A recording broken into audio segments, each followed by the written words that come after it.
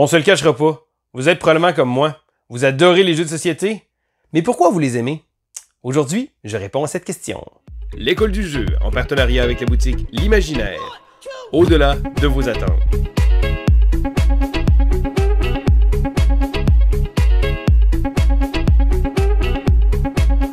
Bonjour et bien l'école du jeu, mon nom est Sylvain et on se retrouve aujourd'hui pour une vidéo bien spéciale du top 6 des choses que j'adore dans un jeu de société. Alors, ce top 6-là va être vraiment un top 6 personnel. D'ailleurs, je veux savoir qu'est-ce que vous aimez dans un jeu de société. Écrivez-le dans les commentaires. Je suis très curieux de voir quelles seront vos réponses parce qu'il n'y a pas nécessairement de mauvaises réponses. Il y a juste, justement, les vôtres. Et là, je me suis planché sur cette question-là parce que, bon, ça a été la vidéo choisie par nos backers Patreon. Donc, ils ont un choix pour voter sur une vidéo spéciale du mois. Et ça a été celle-là qui a été sélectionnée. Je dirais que je me suis même penché sur qu'est-ce qui fait en sorte que j'aime vraiment un jeu de société. Et là, il y a beaucoup d'éléments. Oui, il y a l'aspect rassembleur des jeux de société, mais là, si je me base sur un jeu de société, quels sont les éléments qui me font vraiment apprécier un jeu? Donc, on y va immédiatement avec mon top 6. Numéro 6. En 6e place, je dirais un bon tempo. Donc, c'est quoi un bon tempo? Ça peut sembler assez vague. Et oui, je veux que la partie, peu importe la durée de jeu, j'avais pas l'impression que ce soit long. Je veux pas avoir l'impression de... Parce qu'il y a des parties, il y a des jeux de 30 minutes qui m'ont paru comme étant une éternité, et il y a des jeux de 2h30 qui vont passer tellement vite. Donc, ce que je veux, c'est simplement un bon tempo. Et c'est quoi ça? Je dirais que ça va être un mélange de la durée de jeu avec le fait de comment je me sens impliqué pendant la partie. Est-ce que pendant le tour des autres, je peux regarder ailleurs, j'ai pas d'intérêt? Donc, si je suis intéressé pendant mon tour, je suis intéressé pendant le tour des autres, s'il y a pas trop de downtime, donc du temps mort entre les tours, parce qu'il y a des jeux que on va faire un tour, puis là, on sait qu'on en a pour 5 minutes par joueur à faire le tour, ça va prendre beaucoup de temps, et je peux pas vraiment penser à mon tour, parce que, bon, il y a beaucoup de choses qui vont changer. Donc, c'est important d'avoir un bon tempo. Encore une fois, ça va être propre à chaque jeu, et ça va être propre selon l'intérêt du jeu également, mais si le jeu, j'ai l'impression que ça roule bien et qu'il y a un bon flow, ça va m'aider à l'apprécier encore plus. Numéro 5. En 5e place, c'est d'accomplir quelque chose de concret. Je veux que quand j'ai fini la partie, je regarde le plateau de jeu et je dis « Wow!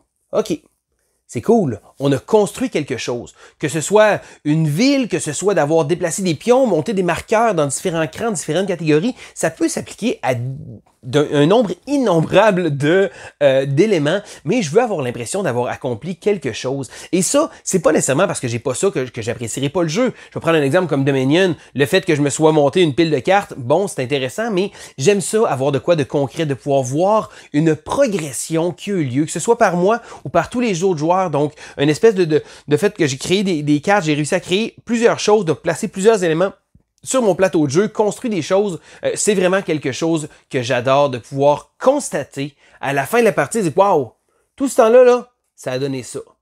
Et ça, c'est quelque chose que j'adore. Numéro 4. En 4e place, c'est les jeux de gestion économique. Alors, les jeux de gestion économique peuvent se retrouver selon beaucoup d'éléments. Mais pour une raison que j'ignore, il y a un petit quelque chose qui me fait résonner avec ça. Et principalement les jeux de type bourse, des jeux qu'on va acheter à bas prix et revendre à haut prix. Et là, ça se retrouve dans un grand éventail de jeux parce que c'est pas nécessairement juste des jeux de bourse. Donc, c'est vraiment le concept de jeu économique, d'avoir à gérer de l'économie, de gérer des parts de marché, gérer des choses comme ça qui vont faire fructifier, vendre au bon moment, avoir l'impression d'avoir fait un bon coup, des choses comme ça. Donc, les jeux de gestion économique, en tant que tel, c'est vraiment quelque chose que j'adore. Et encore une fois, ça peut se trouver des fois avec des jeux un peu plus cutthroat, un peu plus méchants, de vendre, donc de sous-vendre. On va prendre des jeux comme Smartphone, par exemple, où on va avoir un élément de, lorsqu'on va vendre nos cellulaires un peu moins cher, on va aller chercher des parts de marché. Donc, ça amène une espèce de tension autour de la table. Et la gestion économique est vraiment un concept que j'adore. On le retrouve aussi dans des jeux comme Stockpile, un jeu de spéculation boursière, des choses comme ça. Exchange, un petit jeu également que j'adore avec ce thème-là. Donc, c'est vraiment des petites choses que j'aime, un jeu de gestion économique, que ce soit une espèce de jeu de train qui va durer super longtemps, qu'on va gérer justement des compagnies, ou un petit jeu très rapide, peu importe, la gestion économique est vraiment quelque chose que j'adore.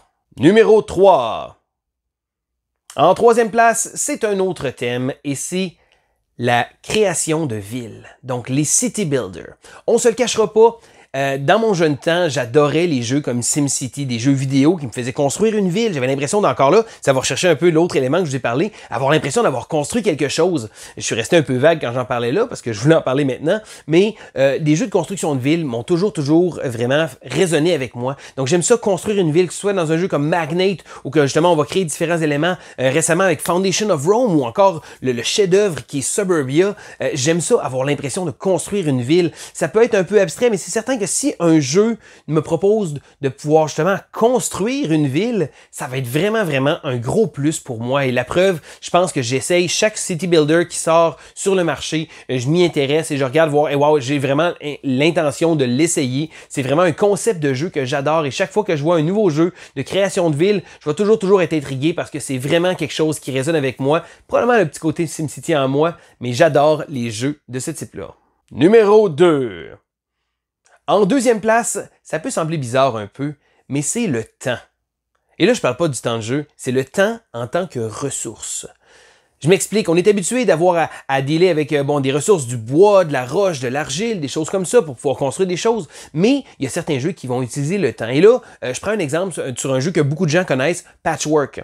Donc Patchwork est un jeu où on va devoir construire une courte pointe. Bon, essentiellement, on place des petits polyomino sur notre plateau de jeu, mais l'élément que j'adore de ce jeu-là, c'est que on a une piste, et là, lorsqu'on va prendre une pièce, on va avancer d'un certain nombre de cases sur la planche de jeu principale, et c'est toujours le joueur qui est en arrière qui va jouer. Ça veut dire que si le joueur décide de prendre une pièce qui est avec qui a une valeur un peu moins élevée en temps, il va pouvoir l'avancer et rejouer. Donc ça fait en sorte qu'on n'a pas une ordre de tour structuré que tous les joueurs jouent à tour de rôle. Non, c'est vraiment le joueur. Et là, ça se peut que le joueur, justement, qui prenne une pièce qui prend beaucoup de temps, avance vraiment à l'avant, sauf que ça va faire en sorte que l'autre joueur va avoir plusieurs tours à prendre des petites pièces, des choses comme ça.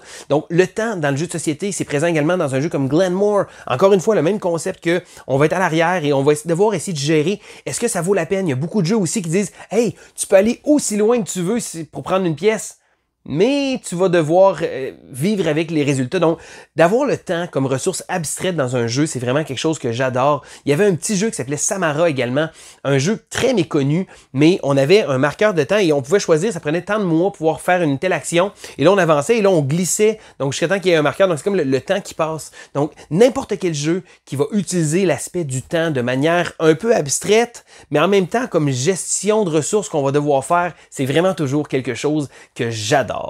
Numéro 1. Tous ceux qui me connaissent doivent déjà connaître la réponse. C'est d'ailleurs la première chose que je me suis dit. Si je fais un top, c'est certain que c'est mon numéro 1. Les combos.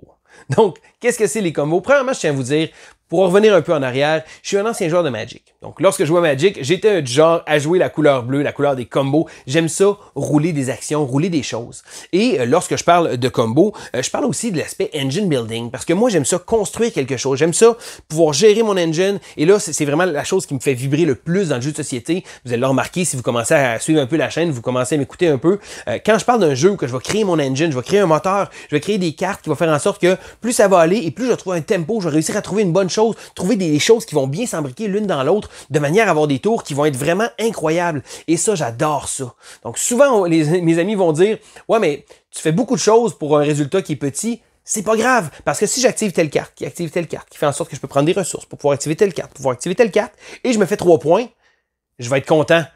Bon, ça se pourrait que mes amis me fassent rendre compte que « Ouais, t'as tout fait ça pour faire 3 points, mais moi, regarde, je fais ça puis j'ai 4 points. » Mais c'est pas grave, parce qu'au moins, je me suis senti intelligent. Et ça, se sentir intelligent, c'est quelque chose que je répète souvent, puis c'est toujours drôle, parce que c'est pas au sens propre que de dire comme « Ah, je me sens mieux que vous ». Non, pas du tout. Mais quand que je fais des coups qui me font sentir « Wow, hey, j'ai fait un bon coup ». J'aime ça avoir l'impression d'avoir fait un bon move, d'avoir réussi à faire quelque chose qui a activé quelque chose d'autre. Et c'est vraiment ça qui me fait triper dans le jeu de société. C'est d'avoir cet aspect-là dans les jeux d'engine building où que je vais pouvoir prendre plein d'éléments disparates et réussir à faire en sorte de faire un tout de manière à réussir à faire un tout cohésif, de manière à pouvoir exploiter mon moteur. Et ça, c'est vraiment la chose que je préfère dans le jeu de société. Et voilà, ça fait le tour de ma liste de 6. Maintenant, je veux savoir quelles sont les choses qui vous font triper dans le jeu de société. Marquez-le dans les commentaires. Il n'y a pas de mauvaise réponse, mais je veux savoir qu'est-ce que vous aimez dans le jeu.